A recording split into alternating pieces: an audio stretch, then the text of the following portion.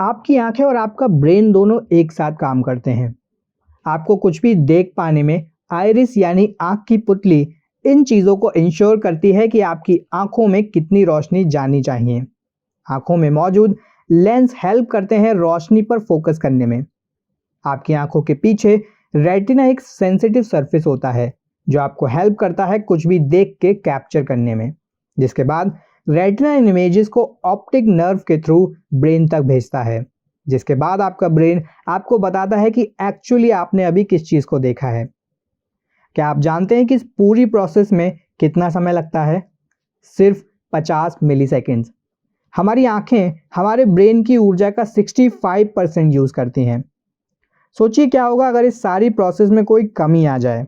उम्र बढ़ने के साथ हमारी आंखों में डीजनरेटिव चेंजेस आने शुरू हो जाते हैं, जिसके चलते धीरे धीरे आई साइट भी वीक होने लगती है। लेकिन अगर डाइट में न्यूट्रिएंट्स की कमी हो और आपका लाइफस्टाइल भी अनबैलेंस्ड हो तो ये चेंजेस टाइम से पहले आने लगते हैं। आज के समय में हम देख रहे हैं कि छोटे छोटे बच्चों की भी आंखें कमज़ोर हो रही हैं।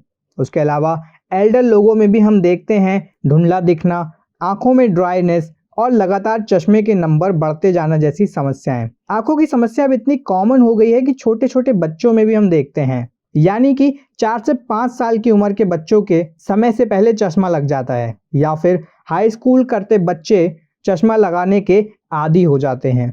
वीक आईसाइट होने के कई कारण हैं, जिसके बारे में आज हम हमारे इस वीडियो में बात करेंगे।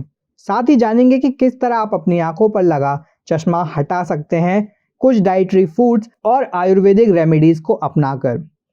हेलो फ्रेंड्स, स्वागत है आपका हमारे चैनल नॉलेज साथी पर। डाइट में ज़रूरी न्यूट्रिएंट्स की कमी से आंखों की रोशनी में एक नकारात्मक प्रभाव पड़ता है।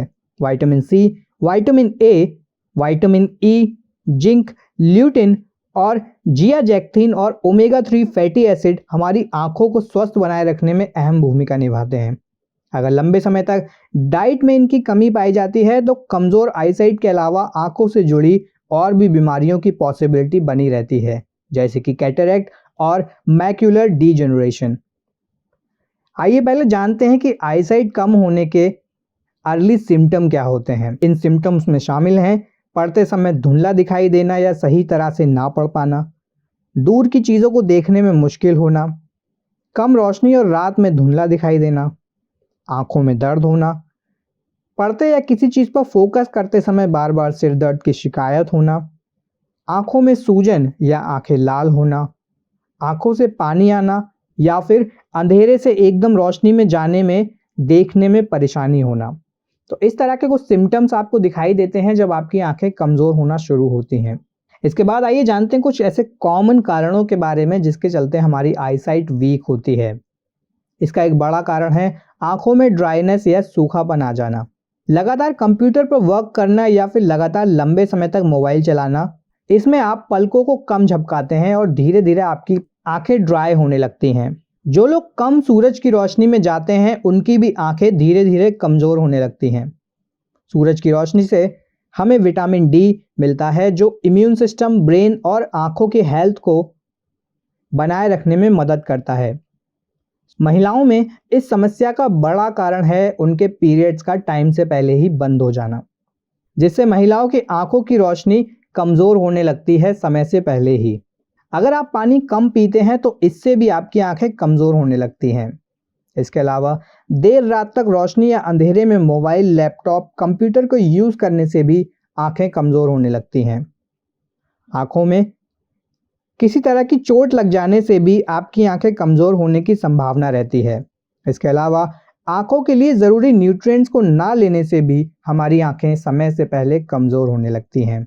अगर आपकी आंखों की रोशनी कमज़ोर हो गई है तो आपको अपनी आंखों की रोशनी बढ़ाने के लिए क्या करना चाहिए? आंखों को दिन में 2 बार ठंडे पानी से धोना चाहिए। पढ़ते समय रोशनी का विशेष ध्यान रखना चाहिए। बहुत हल्की रोशनी में पढ़ने या लिखने से आंखों पर दबाव पड़ता है।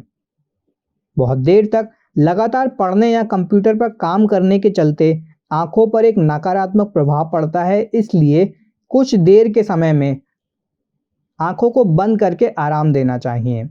मान लीजिए अगर आप 5 से 6 घंटे काम करते हैं तो हर 5 से 6 घंटे में 5 से 10 मिनट का अपनी आंखों को एक ब्रेक दीजिए। इसके अलावा आंखों की रोशनी बढ़ाने के लिए आंखों के बेहतर स्वास्थ्य के लिए ऐसा फूड लेना चाहिए जिसमें ज़रूरी विटामिन्स और मिनरल्स हों।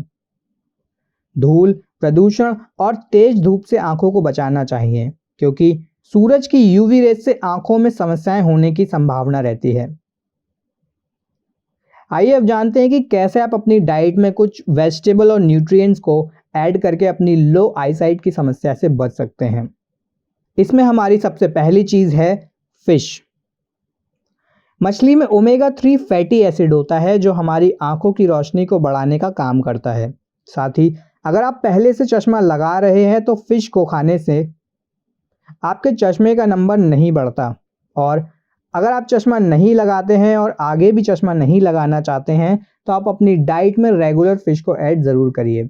इसको आप किसी भी फॉर्म में ले सकते हैं, जैसे भी आप इसको खाना पसंद करें।